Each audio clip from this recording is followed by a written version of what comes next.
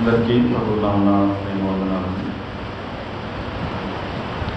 ఇంతవరకు దేవుడు ఆరాధన కార్యక్రమంలో చక్కగా నడిపించాడు. మరి మిగిలి ఉన్నటువంటి సమయంలో కొద్దిగా మనం దేవుని యొక్క వాక్యాన్ని చదువుకొని ధ్యానించి మనం ముందు కొనసాగుదాం. చేసినటువంటి ప్రకటనలు మన గమనంలో ఉంచుకొని మరి ఆ ప్రకటనల కోసం ఎక్కువగా మనం ప్రార్థన చేయడానికి మనం ప్రయత్నం చేద్దాం. మరి ప్రకటించబడినట్లుగా మనం అవలంబించడానికి కూడా మనం ప్రయాసపడదాం. మరి ఎదుట ఉన్నటువంటి జూలై 17వ తేదీకి మనం సిద్ధపడదాం. మరి ఎవరెవరు ఏ పనులలో సహాయం చేయగలరో వాటిలో మనం ప్రభు పనిలో ముందుకు కొనసాగడానికి దేవుడు మన కృప చూపించును గాక. అలాగే చిన్న ప్రకటన, మరి అమ్మ ఆరోగ్యం కోసం నిన్న సాయంకాలం కొంచెం బీపీతో ఇబ్బంది పడింది. నేను స్కూల్ నుంచి వచ్చిన తర్వాత హై బీపీ ఉండింది. దాదాపు 210/180, 160 అట్లా వచ్చింది అన్నమాట. వెంటనే నేను మరి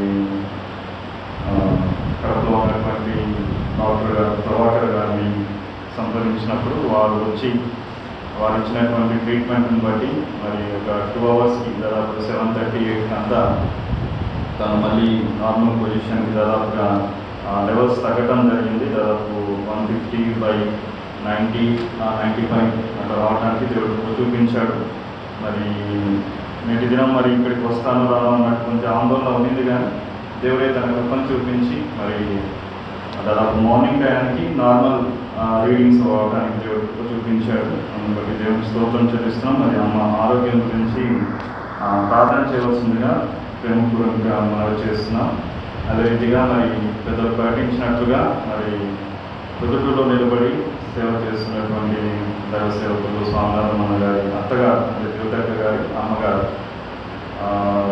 వారు ఇందాక దాదాపు మార్నింగ్ బాగా ఫోన్ చేసి నాకు ఇక్కడికి వచ్చిన తర్వాత తెలియచేశారు, ఇప్పుడే ప్రభునాథ్ నిద్రించింది అని చెప్పేసి. ఇంకా అన్నోళ్ళకి విషయం తెలిసినట్లయితే వారు ఆరాధనలో ఉన్నట్టున్నారు. మరి రేపటి దినంలో దాదాపుగా పర్యాటకుగా ఉంటుంది. మరి ఆ భూస్థాపన కార్యక్రమం గురించి ప్రార్థన చేయండి. అదే రీతిగా మేము కూడా ప్రయాణమై వెళ్ళవలసి ఉంటుంది కాబట్టి మా ప్రయాణం గురించి కూడా ప్రార్థన చేయండి. మరియు దేవుని యొక్క వాక్యాన్ని పరిశుద్ధ గ్రంథంలో నుంచి అపోస్తలుడైనటువంటి పౌలు గారు తిమోతికి రాసినటువంటి మొదటి పత్రిక, తిమోతికి రాసినటువంటి మొదటి పత్రిక 2వ అధ్యాయం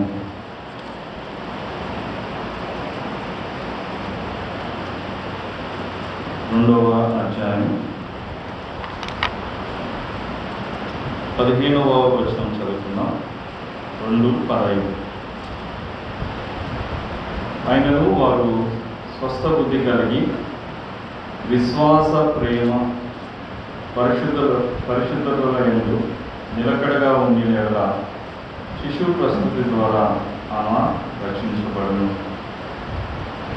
మరొకసారి చదువుతున్నాను. ఆయనను వారు స్వస్థ బుద్ధి కలిగి విశ్వాస, ప్రేమ, పరిశుద్ధతలందు నిలకడగా ఉండిన యెడల శిశువు ప్రస్తుతి ద్వారా ఆమె రక్షించబడును. చిన్న మాట, దేవుని ఆత్మ నడిపించు కోసం మనం ప్రార్థన చేసుకుందాం.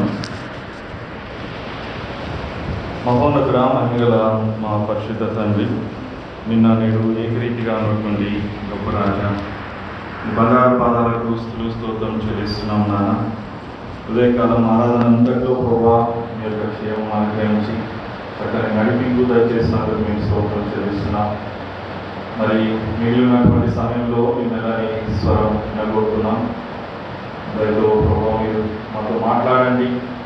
అలా నా నిలబడినటువంటి నేను ప్రయోజకుడిని, జ్ఞానం లేనటువంటి వాడిని మీరే ప్రభావం మరి మీ యొక్క స్వరం వినిపింపచేయమని సందర్భంగా ప్రార్థన చేస్తున్నాం. నా ప్రభావం చేయవలసినటువంటి వీళ్ళ యొక్క సమయాన్ని నేను వ్యక్తపరిచేవాడిగా కాకుండా నా ప్రభావం మరి ఉపయోగకరంగా ప్రభావం సమయాన్ని దీవించమని నాకు చేసినటువంటి పనులన్నింటిలో మీరు నడిపించండి. ఎదురు ఉన్నటువంటి పరిచర్యలో పనిలో, అలాగే మరి టౌన్లో జరగవలసినటువంటి మన పరిచర్య, అలాగే 17వ తేదీ జరగవలసిన ప్రత్యేకమైనటువంటి కూడికలు అన్నింటిలో మీ యొక్క అధ్యక్షతను జరిగించి మీరు మహిమ పొందమని మా ప్రభువు రక్షకుడైనటువంటి యేసుక్రీస్తు వారిని మేము స్తుతించి ప్రార్థిస్తున్నాం తండ్రి. సహోదరులారా, మనం ఈరోజు అంటే పెద్దగా కొత్త విషయాలు ఏమి కాదు, కానీ మనకు తెలిసిన విషయాలే మరొకసారి వాటిని మనం చేసుకొని మనం ఆత్మీయంగా ముందుకు పోవడానికి మనం ప్రయాసపడదాం. మరి తిమోతికి అపోస్తలుడైనటువంటి పౌలు తిమోతికి రాసినటువంటి పత్రికలో నుంచి ఒక వచనం చదువుకున్నాం.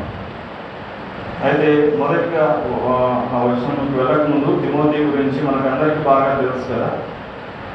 తిమోతి అంటే అపోస్తలుడైనటువంటి పౌలు గారికి చాలా ఇష్టం. తన ఆత్మీయ కుమారుడిగా సంబోధించాడు. ఎన్నో విషయాలు తనకు ప్రేమపూర్వకంగా హెచ్చరిస్తూ పురికొల్పుతూ ఇలా ఉండు అని చెప్పేసి చెప్పినటువంటి సందర్భాలు మనం ఈ యొక్క అంటే తిమోతికి రాసిన మొదటి పత్రిక, అలాగే 2వ పత్రికలోనే కాకుండా మిగతా పత్రికల్లో కూడా తిమోతి గురించినటువంటి సంబోధన మరి అపోస్తలుడైనటువంటి పౌలు గారు చేసినట్టుగా మనకు తెలుసు. తిమోతి అన్నటువంటి పేరులకు అర్థం ఏమిటి అని అంటే గణపరచువాడు, లేదంటే దేవుని గణపరచువాడు అని కొన్ని కామెంటరీస్లో ఉంది. హానరింగ్ గాడ్ అంటే వన్ హూ హానర్స్ గాడ్, దేవుని గణపరిచేటువంటి వాడు ఈ తిమోతి అని చెప్పేసి అర్థం. అలాంటి తిమోతికి ఒక సంఘ బాధ్యతలు, ఆ సంఘంలో ఉన్నటువంటి పరిస్థితుల గురించి, ఎలా ఉండాలి, ఎలా చేయాలి అన్నటువంటి విషయాల గురించి ఈ 2 పత్రికల్లో ప్రత్యేకంగా ఒక పర్సనల్గా తనకు రాసినట్టుగా మనం గమనించగలం. అయితే తిమోతి గురించినటువంటి ఆలోచన చేస్తే తిమోతి అపోస్తలుల కార్యంలో ఒక మాట చూద్దాం. చూడండి, తన ఫ్యామిలీ బ్యాక్గ్రౌండ్ ఒకసారి చూస్తే అపోస్తలుల కార్యములు మనకు తెలిసిన వచనాలే మరొకసారి మనం చేసుకుందాం. అపోస్తలుల కార్యాలు 16వ అధ్యాయంలో తిమోతి గురించినటువంటి ప్రస్తావన వస్తుంది. అతను ఎలాంటి వాడు, లేదంటే వారి కుటుంబ నైవేద్యం ఏంటి అనేది మనకు తెలుసు. అపోస్తలుల కార్యాలు 16వ అధ్యాయం మొదటి నుంచి చదువుతున్నాను. పౌలు దెర్బేకును లుస్త్రాకును వచ్చెను. అక్కడ తిమోతి అని ఒక శిష్యుడు ఉండెను. అతడు విశ్వసించిన ఒక యూదురాలి కుమారుడు. అతని తండ్రి గ్రీసు దేశస్థుడు. అతడు లుస్త్రాలోను ఇకనోయలోను ఉన్న సహోదరుల వలన మంచి పేరు పొందినవాడు. అతడు తనతో కూడా బయలుదేరి రావాలని పౌలు కోరి, అతని తండ్రి గ్రీసు దేశస్థుడని ఆ ప్రదేశంలోని యూదులకు అందరికీ తెలియను గనక వారిని బట్టి అతన్ని తీసుకొని సున్నతి చేయించాను. ఇక్కడ మనం చూస్తున్నాం తిమోతి యొక్క ఫ్యామిలీ ఎలాంటిదో కదా. అతడు విశ్వసించిన ఒక యూదురాలి కుమారుడు అని చూస్తున్నాం. అంత మాత్రమే కాకుండా వారి తండ్రి గ్రీసు దేశస్థుడని మనం గమనిస్తున్నాము. తర్వాత ఇతని గురించి చెప్పబడింది ఏంటంటే పౌలుకు శిష్యుడని, అక్కడ తిమోతి అని ఒక శిష్యుడు ఉండేను అని చూస్తున్నాం. తర్వాత అక్కడ ఉన్నటువంటి లుస్త్రాలోను ఇకనోయలోను ఉన్నటువంటి సహోదరుల వలన ఈ తిమోతి ఎలాంటి వాడంట, మంచి పేరు పొందినవాడు. ఒక నిమిషం ఈ యొక్క తిమోతి యొక్క ఫ్యామిలీ గురించి ఆలోచన చేసి మనం ముందుకు కొనసాగుతాం. ఇతను విశ్వసించినటువంటి అంటే ఒక విశ్వాసుల కుటుంబాల్లో నుంచి వచ్చినటువంటి తిమోతి చిన్ననాటి నుంచి దేవుని గురించినటువంటి భయభక్తులు కలిగినటువంటి వాడుగా ఉన్నాడు. తర్వాత ఇంకొక సందర్భంలో వారి అవ్వ గురించి కూడా పౌలు ప్రస్తావించారు.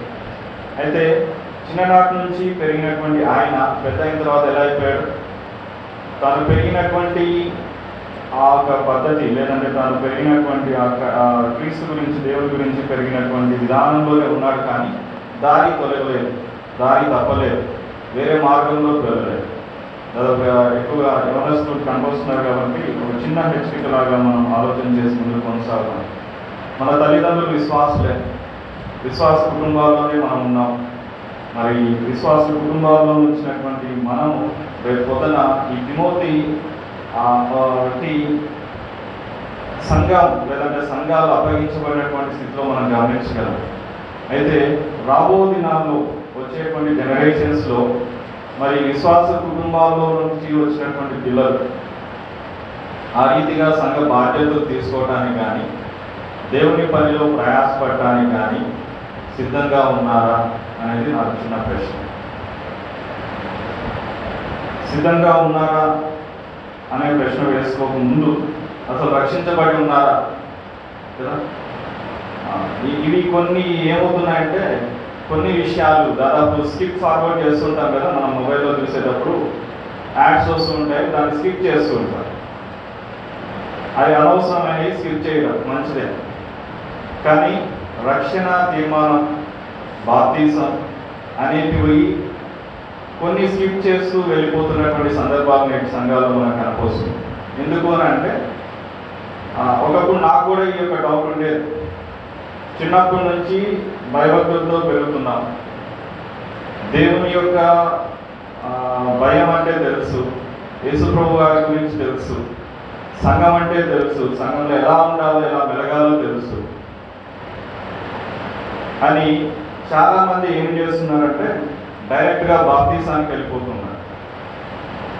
అయితే బాప్తిసానికన్నా ముందు ఒక స్టెప్ ఉంది కదా, రక్షణ కదా, తీర్మానం చేసుకోవాలి, మారు మనసు అనుభవం ఉండాలి, రక్షించబడాలి. చాలామంది ప్రస్తుతం ఉన్నటువంటి అంటే ఇక్కడ కాదు కానీ చాలా చోట్ల గమనించినప్పుడు ఆ రక్షణ తీర్మానాన్ని స్కిప్ చేసేసి మావాడు చిన్నప్పటి నుంచి మందిరంలోనే పెరుగుతున్నాడు, చిన్నప్పటి నుంచి మందిరానికి వస్తూ ఉన్నాడు కాబట్టి మా వారికి బాప్తిజం ఇవ్వండి అని చెప్పేసి బాప్తిజం తీసుకొని కొనసాగుతున్నాడు. మంచిదే, అది చూడటానికి మంచిదే, మనకు అంటే మనం సాటిస్ఫై అవ్వడానికి మంచిదిగానే ఉంటుంది. కానీ అది వాక్య విరుద్ధం కదా. రక్షించబడాలి, రక్షించబడినటువంటి వారు బాప్తిజం తీసుకోవాలి. నమ్మి రక్షించబడినటువంటి వారు బాప్తిజం తీసుకోవాలి, వారు రక్షించబడాలి.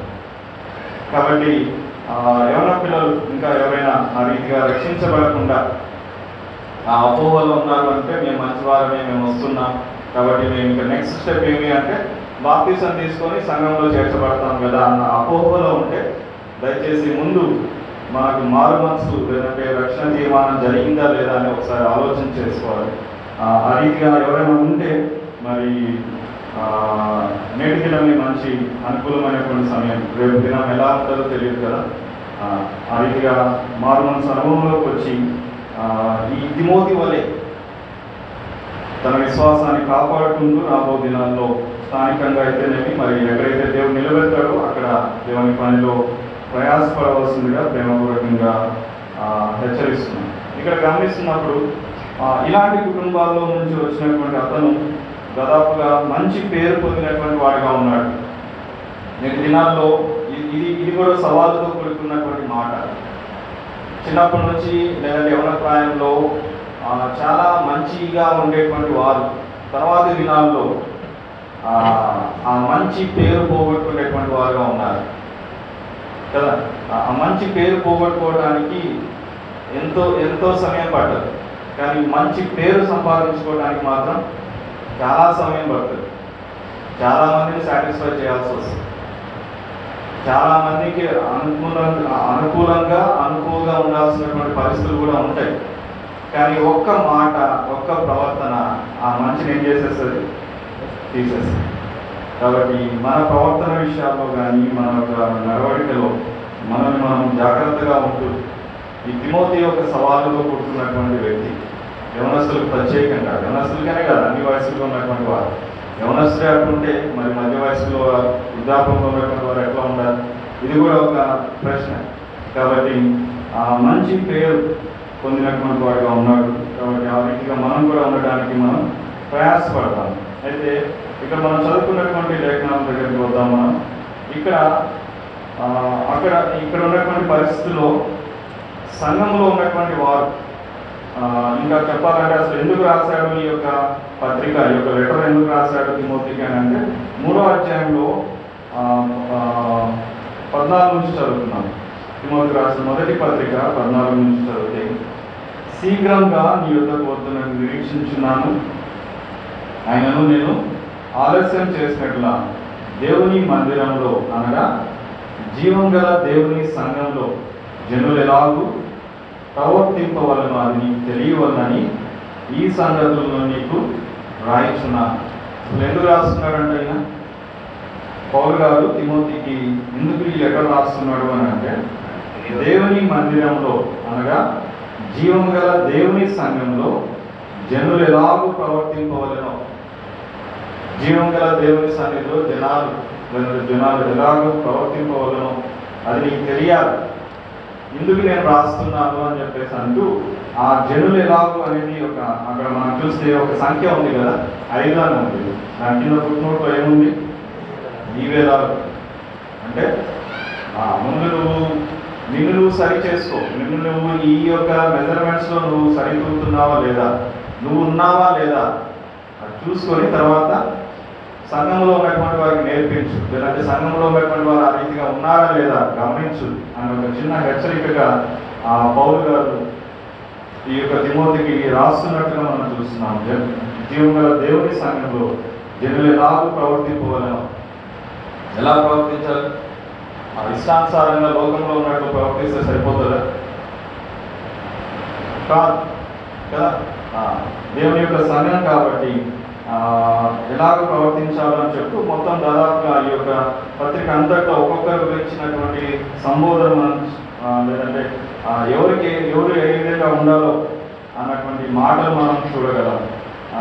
అసలు ఎందుకు ఇట్లా రాయాల్సి వచ్చింది తిమోతికి అని అంటే, 2వ పత్రికలో దానికి ఆన్సర్ దొరుకుతుంది మనకు. అసలు ఎందుకు ప్రత్యేకంగా తిమోతికి మాట చెప్తున్నాడు, జనులు ఎలాగ ప్రవర్తింపవాలనో అన్నట్లుగా హెచ్చరిస్తూ ఎందుకు రాస్తున్నాడు అంటే, 2వ అధ్యాయంలో దానికి జవాబు దొరుకుతుంది. చూడండి, 16వ వచనం నుంచి తిమోతికి రాసిన 2వ పత్రిక 2వ అధ్యాయం 16 నుంచి చూస్తే, అపవిత్రమైన వట్టి మాటలకు విముఖుడై ఉండుము, అట్టి మాట్లాడువారు మరి ఎక్కువగా భక్తిహీనులు జరుగురు, కొరుకుడు పుండు తాకినట్టు వారి మాటలు రాకును, వారిలో కుమియోనైనను తెలియదును ఉన్నారు, వారు పునరుద్ధానం గతించినని చెబుతూ సత్య విషయమై తప్పిపోయి కొందరి విశ్వాసంలో చెరుతున్నారు.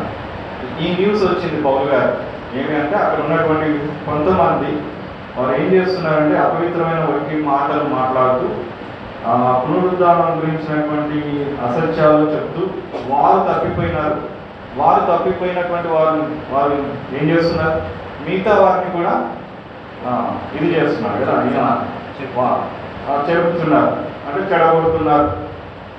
వాళ్ళు చెడిపోయినారు, ఇతరులను కూడా చెడగొడుతూ ఉన్నారు. కాబట్టి ఇలాంటి వారి గురించి నువ్వు జాగ్రత్తగా ఉండు, సంఘంలో ఎట్లా ఉండాలో తెలుసుకో అని చెప్పేసి పౌలు తిమోతిని హెచ్చరిస్తున్నటువంటి విషయం మనం చూస్తున్నాం కదా.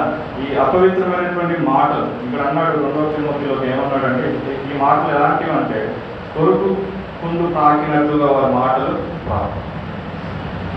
ఆ మాటలు ఒక పుండు, కొరుకు పుండులాగా, ఒక క్యాన్సర్ లాగా ఈ పాకి ఇతరులను చెడగొడతాయి. కాబట్టి అలాంటి వారితో జాగ్రత్తగా ఉండాలి. అలాంటి వారిని హెచ్చరించి వీలైతే వారిని విసర్జించు అని చెప్పేసి మాట్లాడుతూ రాస్తున్నటువంటి సందర్భంలో ఈ యొక్క మాట లేదంటే ఈ యొక్క లెటర్ అని చెప్పవచ్చు. కాబట్టి ఇక్కడ మనం చదువుకున్నటువంటి భాగంలో మొదటి పత్రికలో మరి 2వ అధ్యాయం 15లో ఒక 3 మాటల గురించి మనం ఆలోచన చేసి మనం ముగించుకుందాం. అక్కడ కూడా ఏమి అంటే, దైవభక్తి గల వారిని చెప్పుకున్న స్త్రీలు ఎట్లా ఉండాలి, వారి సత్క్రియలు ఎట్లా ఉండాలి, వారి పరిస్థితి ఏంటి అని చెప్తూ ఈ కింద మాట చెప్తున్నారు. కానీ మనం కూడా మనం జీవితాలకు అన్వయించుకున్నాం. ఇది విశ్వాస, ప్రేమ, పరిశుద్ధులయందు నిలకడగా ఉంటారు. నిలకడ అనేటువంటి మాట గురించి మనం ఆలోచన చేసి మనం ముగించుకున్నాం. నిలకడ అనేటువంటి మాట మానవ జీవితంలో మనం సర్వసాధారణంగా వింటూ ఉంటాం కదా. ఎవరైనా వ్యక్తిని గురించి అడిగినప్పుడు లేదంటే వారి గురించి ఎంక్వైరీ చేసినప్పుడు ఏమని చెప్తారు? ఎందుకు లేదు తమ్ముడు, నిలకడలేని మనిషి కదా. నిలకడలేని మనిషి అంటే వారు ఒక పని అనుకుంటారు, కానీ లేదంటే ఒక విషయం ఏదైనా చేయాలనుకుంటారు, కానీ వారు ఏం చేస్తారు? అది చేయరు. కొంతకాలం ఒక పని చేస్తూ ఉంటారు. దాంట్లో కొంచెం ఏదన్నా శ్రమగా అనిపించినప్పుడు, లేదంటే వారికి అయిష్టత కలిగినప్పుడు వారు ఏం చేస్తారు? దాన్ని ఆపేసి మళ్ళీ ఇంకొక పని పట్టుకుంటారు కదా. ఒక దాని మీద వారు నిలకడగా ఉంటారు. నిలకడగా ఉన్నటువంటి వారు వృద్ధి పొందుతారు. నిలకడగా లేకపోతే ఏమవుతుంది? అభివృద్ధి ఉండదు కదా. అందుకే ఇంగ్లీష్లో ఒక చక్కని లైన్ ఉంది, rolling stone doesn't gather any moss అంటారు. అంటే దొడ్డుతూ పోతున్నటువంటి రాయికి ఎలాంటి మట్టి అంటుతుందా? అంటదు. అదే ఒక స్థానంలో ఒకే చోట ఒక రాయి కొన్ని సంవత్సరాలుగా ఉందనుకోండి, ఏమవుతుంది? ఆ రాయి పెరిగినప్పుడు రాయి చుట్టూ మట్టి ఉంటుంది, నిలకడ. కాబట్టి నిలకడమైనటువంటి జీవితాలు మనం కలిగి జీవించాలి అని తెలియజేస్తూ, ఎందులో నిలకడగా ఉండాలి అని భక్తుడు ఇక్కడ చెప్తున్నాడంటే పౌలు గారు, విశ్వాస, ప్రేమ, పరిశుద్ధత. విశ్వాసంలో నిలకడగా ఉండాలంటున్నాడు. ఇక్కడ మన తెలుగులో దాదాపుగా విశ్వాస, ప్రేమ అనేది ఒక పదంగా తీసుకోబడింది, కానీ ఇంగ్లీష్లో గమనిస్తే 2 మాటలుగా వాటిని విభజించారు. విశ్వాసం అనేది ఒకటి, ప్రేమ అనేది ఒకటిగా, పరిశుద్ధత అనేది ఒకటిగా, 3 వాటి నిలకడగా ఉండాలని భక్తులు తెలియజేస్తున్నట్టుగా మనం చూస్తున్నాం. అయితే ఇక్కడ మొదటి మాట మనం గమనిస్తే విశ్వాసం కదా. ఆ విశ్వాసం గురించి మనకు బాగా తెలుసు. దీని గురించి మనం ఎక్కువగా ఆలోచించాల్సినటువంటి అవసరం కూడా లేదు కదా. విశ్వాసంలో నిలకడగా ఉండాలి. ఉన్నామా విశ్వాసంలో నిలకడగా? అవిశ్వాసంలో నిలకడగా ఉన్నామని చెప్పవచ్చు. ఒప్పుకోవాలి, తప్పదు. అయితే దేవుడు ఏమని కోరుతున్నాడు ఇక్కడ? విశ్వాసంలో నిలకడగా ఉండాలి అని కోరుతున్నాడు. అయితే ఒక మాట గమనిద్దాం చూడండి. అపోస్తుల కార్యంలో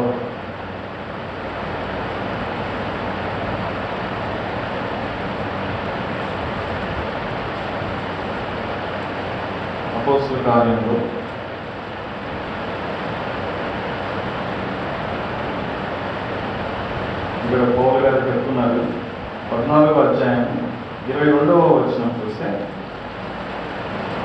శిష్యుల మనసులను దృఢపరిచి విశ్వాసమును నిలకడగా ఉండవాలని, అనేక శ్రమలను అనుభవించి మనం దేవుని రాజ్యంలో ప్రవేశించవాలని వారిని హెచ్చరించి.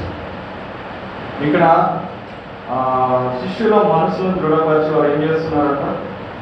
ఏమని చెప్తున్నారు? దేంట్లో నిలకడగా ఉండాలని అంటున్నారు? విశ్వాసమందు నిలకడగా ఉండాలి. విశ్వాసమందు నిలకడగా ఉండాలి. ఎందుకు విశ్వాసంలో నిలకడగా ఉండాలి అని ఆలోచన చేస్తే 19 నుంచి చదువుకుంటే మనకు అర్థమైపోతుంది. అంత్యోక్య నుండి యూదులు వచ్చి జన సమూహములను తమ పక్షంగా చేసుకొని పౌలు మీద రాళ్ళు రువి అతడు చనిపోయినని అనుకొని పట్టణం వెలుపలికి అతన్ని ఈడ్చింది. అది పౌలు పరిస్థితి. ఏమైంది అక్కడ? యూదులు వచ్చి జన సమూహంలో తమ పక్షంగా చేసుకుంటున్నాడని పౌలుని రాళ్ళతో కొట్టారు. ఎలా కొట్టారు అని అంటే, ఆయన చనిపోయాడు అనుకొని పట్టణం బయటకు తీసుకొని పోయి అతన్ని ఈడ్చుకొని పోయినట్టుగా మనం చూస్తున్నాం. అయితే శిష్యులు అతని చుట్టూ నిలిచి ఉండగా అతను లేచి పట్టణంలో ప్రవేశించి మన్నాడు బర్నబాతో కూడా దెర్బేనుకు బయలుదేరిపోయి వారు ఆ పట్టణంలో సువార్త ప్రకటించి అనేకులను శిష్యులుగా చేసిన తర్వాత లుస్త్రాకు తిరిగి వచ్చి శిష్యుల మనసులను దృఢపరిచి విశ్వాసం నిలకడగా ఉండాలి అని చెప్పేసి తర్వాత నేను చదువుతున్నాను. అనేక శ్రమలను అనుభవించి మనం దేవుని రాజ్యంలో ప్రవేశింపవాలని వారిని హెచ్చరించారు. ఎందుకు ఇక్కడ విశ్వాసంలో నిలకడగా ఉండాలని అంటున్నారంటే, ఎవరైతే ప్రకటిస్తున్నారో వారే ఏమయ్యారు? శ్రమ పెట్టబడ్డారు. దేవుని కోసం హింసించబడ్డారు. దేవుని కోసం నిలబడినటువంటి దైవ సేవకులు, దైవజనులు వారు హింసించబడుతుండగా, శ్రమ పెట్టబడుతుండగా, లేదంటే ఇతర పరిస్థితులు గుండా వారు వెళ్తుండగా విశ్వాసంలో నిలకడగా ఉండాలి అని వారు చెప్పినప్పుడు మిగతా వాళ్ళకి ఎట్లా ఉంటుంది? అంత మెచ్యూరిటీ లేనటువంటి వారికి ఎలా ఉంటుంది అని అంటే, దేవుని నమ్మితే, దేవుని విశ్వాసం ఉంచితే ఇన్ని శ్రమలు అనుభవించాలా పౌల్లాగా కొడతారేమో మనల్ని కూడా. అక్కడ మనం కానీ పౌల్ దగ్గర ఉండినాం అనుకో, ఆ సిచ్యువేషన్లో ఏమైపోయేవారు? పారిపోయేవారు కదా. తెలంగాణలో ఇది బ్రదర్ అసెంబ్లీలో దాదాపుగా తెలంగాణ రాష్ట్రంలో సువార్త ప్రకటించాలి అని ఒక భారం కలిగి దాదాపు చాలా కాలం క్రితం ఆదిలాబాద్ డిస్టిక్కి వెళ్ళినప్పుడు అక్కడ సువార్త ప్రకటిస్తూ ఉంటే దొరికిన వాళ్ళు దొరికినట్టు బాగా కొట్టిపెట్టారు. ఆ సందర్భంలో కొందరు యవన ప్రాయంలో ఉన్నటువంటి దైవసేవకులు కావచ్చు, అక్కడ ఉన్నటువంటి యవనస్తులు ఏం చేశారంటే పరిగెత్తారు, తప్పించుకొని పరిగెత్తారు. అది వాళ్ళని ఇంకా కోపం గురించి, మీరు మాట్లాడుతున్నారు, మిమ్మల్ని కొడుతున్నాం, వాళ్ళు నిలబడవచ్చు కదా. దేవుని పిల్లలు అయితే, మీ వాళ్ళు అయితే మీతో పాటు ఉండాలి కదా. మీరు వాళ్ళని తీసుకొచ్చారేమో, వాళ్ళని మధ్యపెట్టి తీసుకొచ్చినట్టున్నారు, అందుకే వాళ్ళు పరిగెత్తుకుంటూ వెళ్ళిపోయినారని, వారు వచ్చేంత వరకు మిమ్మల్ని వదిలిపెట్టామని చెప్పేసి వీళ్ళని కట్టేసినారు కదా. అలాంటి పరిస్థితులు కూడా వెళ్ళవలసి వస్తుంది. ఆ తర్వాత మళ్ళీ ఆ ఎన్ఎస్లో అక్కడ రావడం, మరి పోలీసు వాళ్ళతో మాట్లాడి అక్కడ నుంచి విడుదల అవడం జరిగినాయి. అయితే ఇక్కడ సేమ్ సిచ్యువేషన్, దాదాపుగా అదే సిచ్యువేషన్ పౌలుతో జరిగినప్పుడు మిగతా వాళ్ళు కలవరపడి ఉంటారేమో అని చెప్పేసి ఆ శిష్యుల మనసును దృఢపరిచి ఏమంటున్నాడంటే పౌలు గారు, విశ్వాసమందు నిలకడగా ఉండాలి. అసలు విశ్వాసం అంటే ఏంటి? హెబ్రీయులకు రాసినటువంటి పత్రిక మనకు బాగా తెలిసినటువంటి పత్రిక కదా. హెబ్రీయులకు రాసినటువంటి పత్రికలో మనం చూస్తాం అసలు విశ్వాసం అంటే ఏంటో. 11వ అధ్యాయంలో మొదటి వచనంలో హెబ్రీయులకు రాసినటువంటి పత్రిక మొదటి వచనం చూస్తే, విశ్వాసం అన్నది నిరీక్షించబడు వాటి యొక్క నిజ స్వరూపమును అదృశ్యమైనవి ఉన్నవన్నటకు రుజువునై ఉన్నది.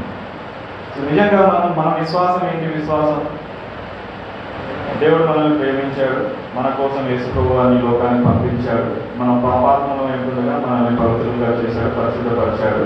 ఈ లోకం వదిలితే దేవుని దగ్గర మనం ఉంటాం, ఆ అగ్నిగుండం నుంచి తప్పింపబడి నిత్యం యుగాలు దేవుని సన్నిధిలో దేవునితో సంతోషంగా ఉంటాం అనేది మన నిరీక్షణ కదా, మన విశ్వాసం. అది చూసామా? అక్కడ పోయిన వాళ్ళు ఎవరైనా వచ్చి చెప్పారా, లేదంటే కలవలు కనపడలేదంటే వచ్చి చెప్పారా నిజమే ఇట్లా ఉంది అని? లేదు. అయినప్పటికీ మనం ఏం చేస్తున్నాం? విశ్వాసం కదా. అలాంటివి, అది విశ్వాసం అంటే. అదృశ్యమైనవి ఉన్నవన్నటకు రుజువు. అదృశ్యమైనవి అంటే కంటికి కనబడినటువంటివి ఉన్నాయి అని నమ్మేదే విశ్వాసం. అలాంటి విశ్వాసంలో మనం ఉంటుండగా, ఆ విశ్వాసంలో కొనసాగుతుండగా, ఈ విశ్వాస యాత్ర లేదంటే విశ్వాసం ఉంచినటువంటి మనము మన జీవితాలు దాదాపుగా బెడ్ ఆఫ్ రోజెస్ లాగా ఉండదు, పూలు పరిచినటువంటి రహదారిలాగా ఉండదు. కానీ ఎన్నో శ్రమలు వస్తాయి, ఎన్నో ఆటంకాలు వస్తాయి, ఎన్నో నిందలు వస్తాయి, ఎన్నో అనారోగ్య పరిస్థితులు వస్తాయి. అయితే వాటి గుండా వెళ్తున్నప్పుడు మన విశ్వాసం ఎట్లా ఉండాలి? నిలకడగా ఉండాలి. నిలకడ లేకపోతే ఏమవుతుంది? విశ్వాసం తప్పిపోయి మళ్ళీ లోకంలో కలవడానికి అవకాశం ఉంటుంది. కాబట్టి మనం విశ్వాసంలో నిలకడగా ఉండాలి అని పౌలు గారు తిమోతిని ఎట్లయితే హెచ్చరిస్తూ ఆ సంఘంలో వస్తువులు కూడా విశ్వాసంలో నిలకడగా ఉండండి అని తెలియజేస్తున్నట్టుగా మనం చూస్తున్నాం. కాబట్టి ఆ రీతిగా మనం విశ్వాసంలో నిలకడగా ఉండడానికి మనం ప్రయత్నం చేద్దాం. మరొక మాట, రెండవ మాట మనం అక్కడ చూస్తే ప్రేమ కదా. విశ్వాస ప్రేమ, ప్రేమలో నిలకడగా ఉండాలి. మన విశ్వాసంలో నిలకడగా ఉండాలి. రెండోది ప్రేమలో నిలకడగా ఉండాలి. ఈ ప్రేమ అనేటువంటి మాట గురించి చాలాసార్లు మనం వింటూ ఉంటాం, చాలా విషయాలు మనకు తెలిసినవి. అయితే ఒకసారి అట్లా గుర్తు చేసుకున్నాం, వెళ్తాం, ముందు కొనసాగుతాం. మనకు తెలుసు కదా, దేవుడు మనం ముందు ప్రేమించామా, దేవుడు మనల్ని ముందు ప్రేమించాడు? దేవుడే మనల్ని ప్రేమించాడు కదా. దేవుడు లోకం ఎంతో ప్రేమించాడు. యోహాను సువార్త 3వ అధ్యాయంలో ఉన్నటువంటి 16వ వచనం మనకు ఎరిగినటువంటి వారం కదా. దేవుడు లోకం ఎంతో ప్రేమించాడు కాగా ఆయన తన అద్వితీయ కుమారునిగా పుట్టిన వాని యందు విశ్వాసం నుంచి ప్రతి వాడును నశింపక నిత్య జీవం పొందినట్లు ఆయనను అనుగ్రహించాడు. మనం నశించుకోకుండా నిత్య జీవం పొందినట్లుగా తన అద్వితీయ కుమారుని మన కోసం అనుగ్రహించినట్లుగా చూస్తున్నాం. దీన్ని బట్టి దేవుడు మనల్ని ఎంత ప్రేమించాడో మనకు అర్థమవుతుంది కదా. కాబట్టి ఆ ప్రేమ ద్వారా మనం రక్షించబడ్డాం. ఆ ప్రేమ ద్వారా దేవుని యొక్క గొప్పతనాన్ని మనం తెలుసుకుంటున్నాం. ఎందుకంటే ఆయన ప్రేమ స్వరూపి అని మొదటి యోహాను పత్రికలో మనం గమనించవచ్చు. దేవుడు ప్రేమై ఉన్నాడు, దేవుడు ప్రేమ స్వరూపి. ఆ ప్రేమ స్వరూపి ఆ ప్రేమను మన ఎడల చూపించినట్టుగా మనకు తెలుసు కదా. కాబట్టి మనము నిత్య జీవనాన్ని పొందడానికి ఆయన తన కుమారుని లోకానికి పంపించాడు. దాన్ని బట్టి ఒక ప్రేమను మనం ఎరిగినటువంటి వారంగా ఉన్నాం. అయితే ఆ ప్రేమను ఎరిగినటువంటి మనం ఏం చేయాలి? ఆయన మనల్ని ప్రేమిస్తున్నాడు, మనం ఏం చేయాలి? మనం కూడా ఆయనను ప్రేమించాలి. అందుకే బాగా తెలిసినటువంటి వచనాలే మరొకసారి ఊరికే గుర్తు చేస్తున్నాం. రోమిలకు రాసినటువంటి పత్రిక 8వ అధ్యాయంలో 28వ వచనం మనకు బాగా తెలిసినటువంటి వచనం. ఏముందట? దేవుని ప్రేమించు వారికి, అనగా ఆయన సంకల్పం చొప్పున పిలువబడిన వారికి మేలు కలుగుటకే సమస్తము సమకూడి జరుగుతుంది. దేవుని ప్రేమించేవారు. ఇందాక మనం ఏం చూసాం? దేవుడు మనల్ని ప్రేమించినట్టుగా చూసాం ఫస్ట్. ఇప్పుడు ఇక్కడ వచనంలో ఏం చూస్తున్నాం? దేవుని ప్రేమించేవారు అంటే దేవుని యొక్క ప్రేమను గ్రహించినటువంటి శిష్యులు కావచ్చు, లేదంటే క్రైస్తవులు కావచ్చు, లేదంటే మనం అని చెప్పవచ్చు. మనం దేవుని ప్రేమించే వారికి ఆయన ప్రేమించడం ఒకటైతే మనం ఆయనను ప్రేమించడం. అయితే దేవుని ప్రేమించే వారికి అని అక్కడ సెకండ్ లైన్లో ఏమంటున్నాడు అనగా ఆయన సంకల్పం చొప్పున పిలువబడిన వారికి. దేవుణ్ణి అందరూ ప్రేమిస్తారా? కదా. చాలా సందర్భాల్లో మనల్ని వేరే వాళ్ళు ప్రేమించాలి, లేదంటే ప్రేమ చూపించాలి, ఆప్యాయత చూపించాలి, కనపరచాలి, వారి యొక్క వాత్సల్యం మన మీద చూపించాలి మనం కోరుతాం. కానీ అదే వైస్ వర్సా అంటారు. తిరిగి మనం ఆ ప్రేమను వారికి కనపరిచే వారంగా ఉన్నామా, చూపించే వారంగా ఉన్నామా అని ప్రశ్నిస్తే ఆన్సర్ నో అనే చెప్పవచ్చు. అంత బలహీనలం కాబట్టి ఆ ప్రేమను అంటే దేవుని ప్రేమించేది ఎవరు అని అంటే కండిషన్స్ అప్లై లాగా మాటలు ఉన్నాయి అక్కడ. అనగా ఆయన సంకల్పం చొప్పున పిలువబడిన వారికి, ఆయన సంకల్పం చొప్పున పిలువబడి ఉన్నారు. తర్వాత కింద లైన్లో మనం గమనిస్తాం 30లో, మరియు ఎవరిని ముందుగా నిర్ణయించినో వారిని పిలిచెను, ఎవరిని పిలిచిన వారిని నీతిమంతులుగా తీర్చెను, ఎవరిని నీతిమంతులుగా తీర్చిన వారిని. అంటే దేవుని ప్రేమించేటువంటి వారు ఏమనుకోవచ్చు అంటే they are the chosen people అంటారు. అంటే ఎన్నుకోబడినటువంటి వారు. అందరూ అంటే చెప్పలేరు కదా. అయితే దేవుని యొక్క ప్రేమను గ్రహించేటువంటి వారు ఆయన యొక్క సంకల్పంలో ఉన్నారని మనం చూస్తున్నాం. ఆ ప్రేమను ఎరిగినటువంటి వారికి ఏమున్నాయంట? మేలు కలుగటికే సమస్తము సమకూడి జరుగుతున్నాయి. సమస్తము సమకూడి జరుగుతున్నాయి మేలు కలగడానికి. సమస్తము అంటే అందులో చాలా విషయాలు వస్తాయి సమస్తము అని అంటే కదా. సో కాబట్టి ఏది జరిగినా అవన్నీ దేవుని పిల్లలు వారి యొక్క మేలు అంటే ఆయనను ప్రేమించేటువంటి వారికి మేలు కలగడానికి అక్కడ జరుగుతున్నట్లుగా మనం గమనిస్తున్నాం. అయితే దేవుని యొక్క ప్రేమ మనం ఎరిగినటువంటి వారంగా లోకంలో జీవిస్తుండగా ఆయనను ప్రేమిస్తున్నామని చెప్పుకునేటువంటి మనం ఎలా ఉండాలి అని అంటే ఇక్కడ తిమోతికి రాసినటువంటి పద్ధతిలో మనం ఆ ప్రేమలో నిలకడగా ఉండాలని మనం చూస్తున్నాం. అదే రీతిగా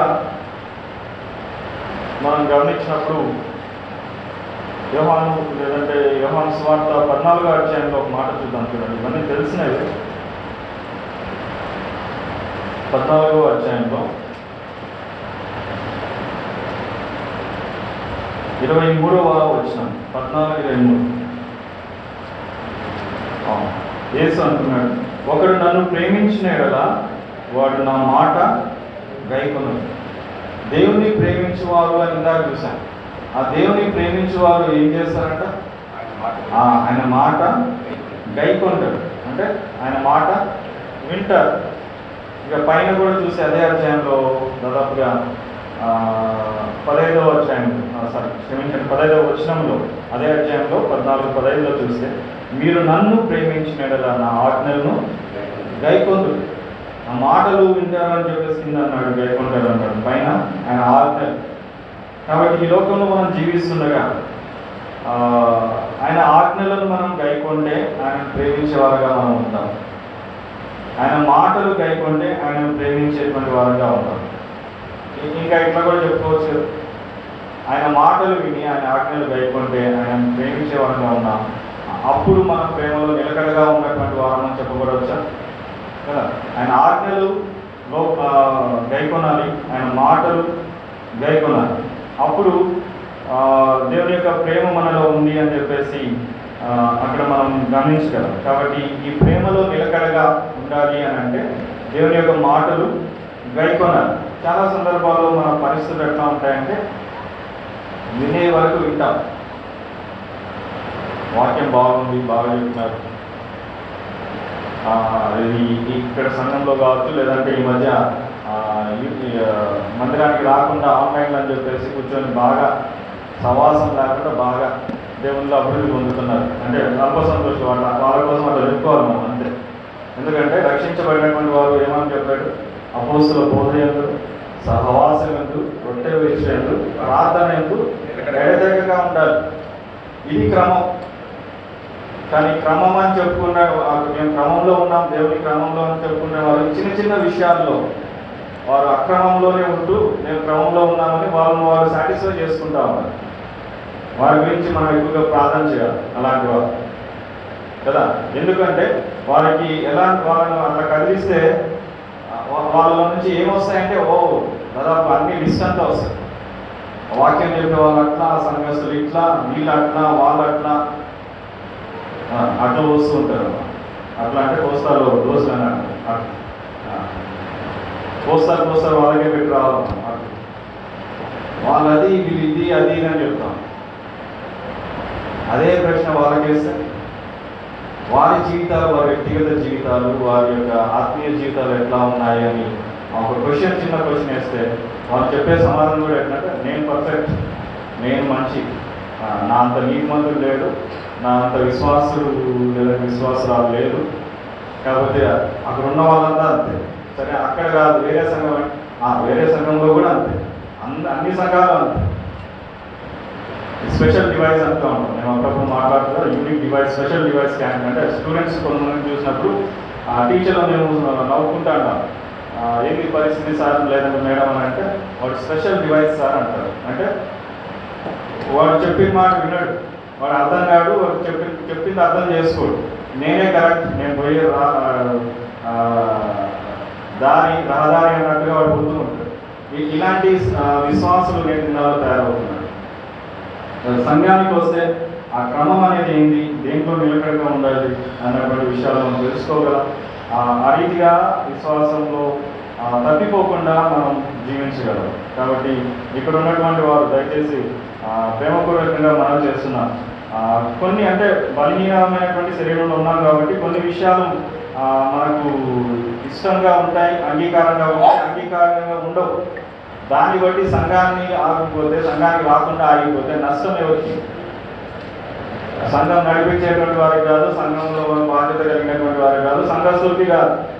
వ్యక్తిగతంగా నేను ఆగిపోతే, వ్యక్తిగతంగా నీకు ఆగిపోతే అంతే. దేవుడు తన కుమారుని లోకానికి పంపించాడు కదా, ఆయన ప్రేమ చూపించాడు. ఆ ప్రేమను వెలిగి మనం తీర్మానం చేసుకొని సంఘంలో చేర్చబడ్డాం. ఆయన ప్రేమను మనం చూడాలి, ఆయన ప్రేమలో నిలకడగా ఉండాలి. కానీ ఒకరిని బట్టి ఇంకా చెప్పాలంటే అలాంటి స్థితిలో ఉన్నప్పుడు నిజమే వారు ఆయాసకరంగా ఉన్నారు, లేదంటే వారిలో బలహీనతలు ఉన్నాయి, వచ్చి మాట్లాడేసి కదా, మీ వల్ల మేము ఇట్లా ఇబ్బంది పడుతున్నాం, లేదంటే మా వల్ల మీకు ఇట్లా ఇబ్బందిగా ఉంది అని. ఎందుకంటే ఈ చిన్న చిన్న విషయాలు రేపొద్దున దేవుని సన్నిధిలో నా మటుకు నేను ఎప్పుడు క్వశ్చన్ చేసుకుంటే చిన్న విషయాల్లో దేవుని దగ్గర మనం దేవుని సంఘానికి దూరం అయిపోతే, సహవాసానికి దూరం అయితే, దేవుని సన్నిధిలో మనం నిలబడినప్పుడు ప్రాణం పెట్టింది ఎవరు అని అంటారు, నిన్ను ప్రేమించింది ఎవరు అని అంటారు. దానికి సమాధానమే లేదు, ఆన్సర్ లేదు.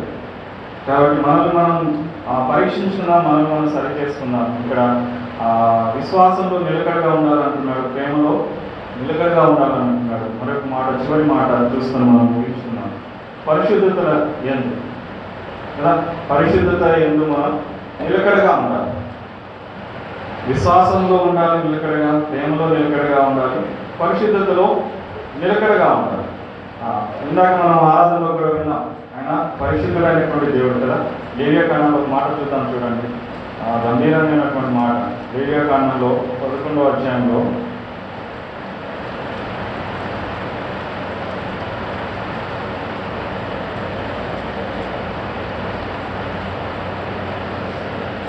లేవియాకాండం 11:44 ఒక మాట, నేను మీ దేవుడినైన యెహోవాను, నేను పరిశుద్ధుడును కనుక మీరు పరిశుద్ధులై ఉండునట్లు మిమ్మల్ని మీరు పరిశుద్ధపరచుకొనవలెను. ఇక్కడ ఏమంటున్నాడు? నేను మీ దేవుడైన యెహోవాను, నేను పరిశుద్ధుడు. మీ దేవుడైన యెహోవాను నేను ఎలాంటి వాడిని? పరిశుద్ధుడు అని అంటూ ఏమంటున్నాడు కింద లైన్లో? కనుక మీరు పరిశుద్ధులై ఉన్నట్లు మిమ్మల్ని మీరు పరిశుద్ధపరచుకున్నాడు. ఆ పరిశుద్ధుడైనటువంటి దేవుడు ఆయన దగ్గరికి వెళ్ళాలి అని అంటే ఆయన జనులు కూడా ఎలాంటి వారై ఉండాలి? పరిశుద్ధులై ఉండాలి. నిజంగా ఒకప్పుడు మనం మన పాపముల చేత, అపరాధముల చేత, అపరిశుద్ధమైనటువంటి జీవితంలో ఉన్నటువంటి మనం ఈ రీతిగా దేవుని సన్నిధికి తగినటువంటి స్థితిలో, ఆ పరిశుద్ధుడైనటువంటి దేవుని పూజించలేనటువంటి స్థితిలో ఉన్నటువంటి వారమే. అయితే దేవుడు తన మహాకృప, తన ప్రేమ చూపించి ఆ కృప చేత మనల్ని రక్షించాడు. ఆయన రక్తం ద్వారా మనల్ని పరిశుద్ధులుగా చేశాడు. మరి ఆ పరిశుద్ధత ఎందుకు నిలకడగా ఉండాలి? ఆ పరిశుద్ధతను మనం కాపాడుకోవాలి. ఈ లోకంలో జీవిస్తుండగా ఎన్నో సందర్భాల్లో ఆయా పరిస్థితులు మనకు ఎదురైనప్పుడు ఆ అపరిశుద్ధత మనల్ని అంటకుండా మనల్ని మనం కాపాడుకోవాలి. ఎందుకంటే ఆయన పరిశుద్ధుడైనటువంటి దేవుడు. అపరిశుద్ధతను అస్సలు యాక్సెప్ట్ చేయడు కదా ఆయన. దాదాపుగా మనకు ఆరాధనలు ఎక్కువగా తలపోసేటువంటి వచనాలు కూడా అవే కదా. ఆయన పరిశుద్ధుడు పరిశుద్ధుడు పరిశుద్ధుడు అని గాన ప్రతీగానాలు చేస్తున్నాను. చెరువు కేరువు దూత గణమంతా ఏమని కోరుతా ఉన్నాయన? పరిశుద్ధుడు పరిశుద్ధుడు పరిశుద్ధుడు పరిశుద్ధుడు. అలాంటి పరిశుద్ధుడైనటువంటి దేవుడు ఆ పరిశుద్ధులైనటువంటి మనల్ని అంతగా ప్రేమించి పరిశుద్ధులుగా చేసిన తర్వాత, తన రాజ్యానికి మనల్ని వారసులుగా చేసిన తర్వాత మనం ఎట్లా ఉండాలి? ఆ పరిశుద్ధతను కాపాడుకోవాలి. మనం పరిశుద్ధ జీవితాన్ని మనం జీవించాలి. అపరిశుద్ధమైతే మళ్ళీ మనకున్నటువంటి దాన్ని మనం పోగొట్టుకున్నట్టు కదా. కాబట్టి ఈ ఉదయకాలం మనం పరీక్షించుకున్నాం, మనం పరిశుద్ధంగా ఉన్నామా లేదా అన్నటువంటి మాటలు మనం పరీక్షించుకుంటూ ఈ విషయాలు అంటే విశ్వాసంలో కావచ్చు, తర్వాత ప్రేమలో కావచ్చు, పరిశుద్ధతలో మనం నిలకడగా ఉండడానికి మనం ప్రయాసపడతాం కదా. ఈ లోకంలో మనం జీవిస్తుండగా దేవుడు యాక్చువల్గా రోమిలికి రాసినటువంటి ప్రతి ఒక్క మాట మనం చూద్దాం చూడండి. చివరిగా రోమిలికి రాసినటువంటి పత్రిక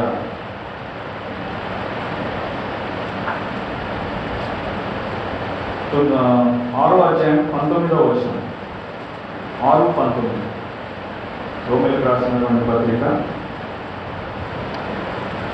6:19. మీ శరీర బలహీనతను బట్టి మనుష్య రీతిగా మాట్లాడుతున్నాను. ఏమనగా అక్రమం చేయటకై అపవిత్రతను అక్రమమునకును మీ అవయములను దాసులుగా ఎలాగ అప్పగించుతుందో అలాగే పరిశుద్ధత కలుగుటకై ఇప్పుడు మీ అవయములను నీతికి దాసులుగా అప్పగించు. ఇది దేవుడు కోరుకునేది. అపరిశుద్ధంగా ఉన్నప్పుడు మన అవయవాలు దేనికి అప్పగించాం? అపరిశుద్ధతకు అప్పగించాం కదా. అయితే ఇప్పుడు ఏమంటున్నాడు? మీ అవయములు అలాగే పరిశుద్ధత కలుగుటకై ఇప్పుడు మీ అవయములు నీతికి దాసులుగా అప్పగించు. నీతికి లేదంటే పరిశుద్ధతకు అప్పగించుడి అని చూస్తున్నాం. కాబట్టి ఈ లోకంలో జీవిస్తుండగా ఎలాంటి అపవిత్రత మనకు అంటకుండా కదా. దేవుని యొక్క గ్రంథంలో మనకు చాలా వచనాలు ఉన్నాయి. అపరిశుద్ధ ఆయన ఎలాంటి పరిస్థితులు ఆయన యాక్సెప్ట్ చేసేటువంటి వాడుగా లేడు. పరిశుద్ధంగానే మనం జీవించాలని ఆయన కోరుతున్నాడు. కాబట్టి ఉదయకాలం దేవుడు మనతో మాట్లాడుతుండగా మనం పరిశుద్ధ జీవితాలు మనం కలిగి ఉన్నామా లేదా, ఒకవేళ ఏదైనా అపరిశుద్ధత ఉంటే వాటిని మనం సరి చేసుకోవాలి, దేవుని సన్నిధిలో ఒప్పుకోవాలి, మరి ఆ రీతిగా తిరిగి దేవుడు కోరేటువంటి పరిశుద్ధ జీవితంలో మనం జీవించాలని ఆయన కోరుతున్నాడు. కాబట్టి ఉదయకాలం ఆయన యొక్క విశ్వాసంలో మనం నిలకడగా ఉన్నాం, ఆయన యొక్క ప్రేమలో మనం నిలకడగా ఉన్నాం, ఆయన యొక్క పరిశుద్ధతలో మనం నిలకడగా ఉంటూ మన ఆత్మీయ వ్యక్తిగత కుటుంబ అలాగే సంఘ జీవితాల్లో ఆ రీతిగా నిలకడగా ఉంటూ ఇతరులకు మాదిరిగా ఉంటూ మనం ముందుకు కొనసాగుతాం. నిలకడైనటువంటి మాటలు ఇంకా చాలా ఉన్నాయి. అంటే చాలా విషయాలు ప్రార్థనలో నిలకడగా ఉండాలి, ప్రవర్తనలో నిలకడగా ఉండాలి కదా. వాటిని ఉదయకాలం మాత్రం కొన్ని ఈ 3 ముక్కలు మనం ఆలోచన చేశాం. కాబట్టి చిన్న సందేశాన్ని దేవుడు మన ఆత్మీయ మేలు కోసం దీవించునుగాక. మరి పెద్దలు వచ్చి మరి ప్రార్థన చేసి ముగిస్తారు. మా అల్పకాల జీవితంలో మీరు మాకు అనుగ్రహించిన ఈ అవకాశానికై మీకు వందనాలు చెల్లిస్తున్నాం. మా ప్రభువైన సింహాసనాసనుడైన మా ప్రభువుని తీర్పరిగా ఉంటున్న మా ప్రభువుని, మమ్మల్ని ప్రేమించిన మా ప్రభువుని, పరిశుద్ధుడైన మా ప్రియ ప్రభువుని దర్శించడానికి మీరు మాకు అనుగ్రహించిన కృపకై మీకు వందనాలు చెల్లించుతున్నాం. ప్రయోజనమైన మాకు అనుగ్రహించిన ఆధిక్యతకై మీకు వందనాలు. అదే ఆరాధనలో మీ దాసాన్ని నిలబెట్టి అందించిన వర్తమానానికి వందనాలు. అలాగే వాక్య పరిచయలో కూడా మీ దాసాన్ని నిలబెట్టి అందించిన వర్తమానానికి మీకు వందనాలు. మా జీవితంలో విశ్వాసము, ప్రేమ, పరిచయం నిలకడగా ఉండాలని మీరు గుర్తు చేస్తున్నందుకే మీకు వందనాలు.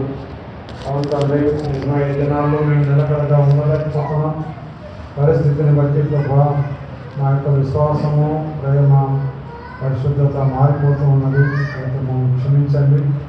స్థిరమైన వారంగా, కదలని వారంగా మేము ఉండడానికి సహాయం చేయండి. మరొకసారి మీ దాసం ద్వారా మాకు గుర్తు చేసినందుకే మీకు వందనాలు చెల్లిస్తున్నాం.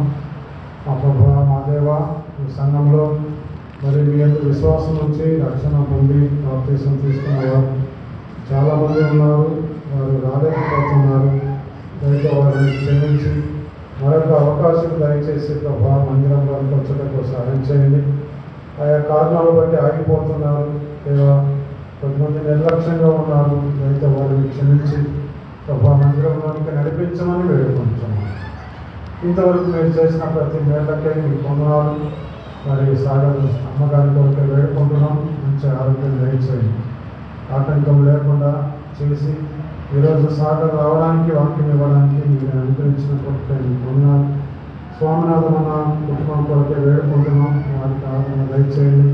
మరి బంధువులు కూడా చేరవచ్చి ఆ సమాధి కార్యక్రమంలో పాల్గొనవలసి ఉంటుండగా ప్రయాణంలో తోడని నడిపించారు. ఇలాగ ప్రభావ మా సంఘానికి సంబంధించిన కుటుంబంలో అందరి కొరకే ఈ సముద్ర వేడుకుంటున్నాం. ఈ చుట్టుపక్కల నివాసం చేసే వారి కొరకే వేడుకుంటున్నాం. దేవా, వారికి రక్షణ కార్యము జరిగించమని వేడుకుంటున్నాం. సహాయం చేయండి ప్రభా. మరి వారం అంతట్లో జరగవలసిన కోరికలు సహాయం చేయమని వేడుకుంటున్నాం. ప్రార్థన సహాయం అడిగిన ప్రతి ఒక్కరి కొరకే వేడుకుంటున్నాం. మేము దీనంగా మీ మీద ఆధారపడినప్పుడు ప్రభా, మీరే మాకు దిక్కు అని ప్రార్థన చేసినప్పుడు కొన్ని కార్యములు వెంటనే కూడా మాకు కనపరుస్తున్నారు. కొందరి జీవితాల్లో మార్పు కలిగిస్తున్నారు, కార్యం జరిగిస్తున్నారు. ఇంకా ప్రభా, ఆగిపోయిన వారి కొరకై మీ సన్నిధిలో వేడుకుంటున్నాం. దయతో సమకూర్చండి. నారిపేట పట్టణంలో కూడా ప్రభా అక్కడ మందిరానికి వచ్చే వారిని చెల్లాచెదురైపోయినారు. దయతో కనికరించండి.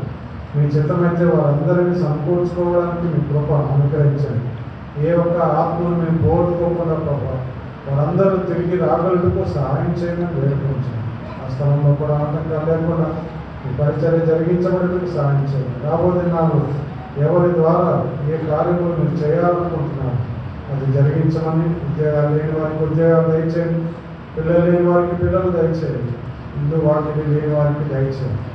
కనికరించమని ఆర్కేపాడు నుంచి, చట్టంపేట నుంచి, దూర ప్రాంతాల నుంచి ప్రభావం తీసుకొని వచ్చుతున్న మీ బిడ్డలకే మీకు వందనాలు చెల్లిస్తున్నాం.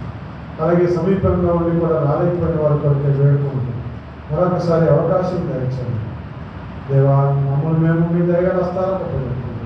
యేసుక్రీస్తు నామమున స్తుతించి వేడుకుంటున్నాము తండ్రి.